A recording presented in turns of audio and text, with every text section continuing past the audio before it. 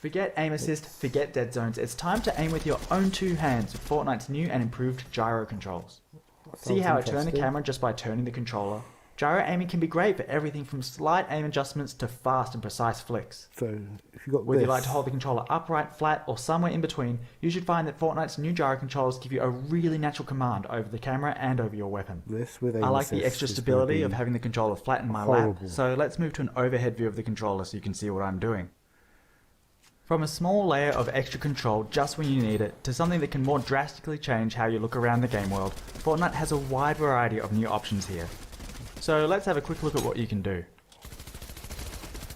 If you enable gyro controls and don't change anything else, gyro aiming will only be active while you're pressing the aim button or while editing a building. That way you don't have to worry about how you're moving your controller during regular gameplay, but you can activate it whenever you need it. Of course, aiming with the look stick still works as normal, even while gyro is active. Players can still use the look stick for big camera movements and just rely on gyro to line up a shot or track a moving target. Other players like to have their gyro always on. This is just going to be If that's how you're playing, it's usually a good idea to customize your controls so that you have a Gyro Modifier button. Pressing and holding the Gyro Modifier button will disable the gyro so you can reposition your controller without messing with the camera. Playing like this, you can even do away with the look stick entirely if you really wanted to. Game over. But let's try something different with the stick. When gyro controls are enabled, you also have the option to use Flick Stick. Flick Stick lets you turn the camera by rotating the stick. When you first point the stick in any direction, you'll make a smooth and quick turn to face that direction. For example, pull the stick back to quickly look behind you, or if you're taking fire, point the stick in that direction to see where it's coming from, and let gyro aim take care of the rest. Instant response to Once the stick has been engaged, rotating it will rotate the camera. So between flicking and rotating the stick, this gives you fast and direct control over your bearing at all times.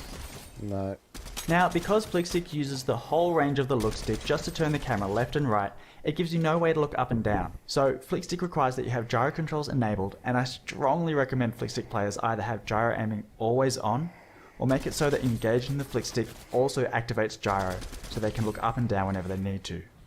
Of course, the more drastically you change your controls, the more practice it's going to take to get comfortable with them. So as you give these new options a go and figure out what works best for you, it's probably a good idea to get some practice in Battle Lab, creative modes, or at least warm up against wildlife and NPCs before getting yourself into too much trouble.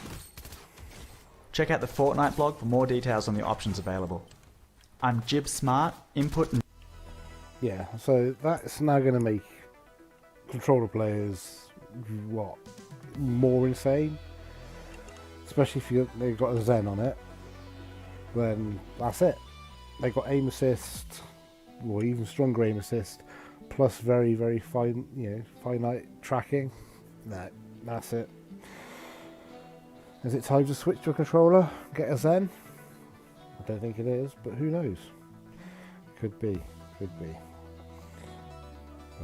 We'll see how it goes in the next few weeks. I think it's going to be really unbalanced. I think it's going to make it incredibly difficult now for mouse and keyboard to be the input of choice. Anyway, that's just my rant. Catch you later.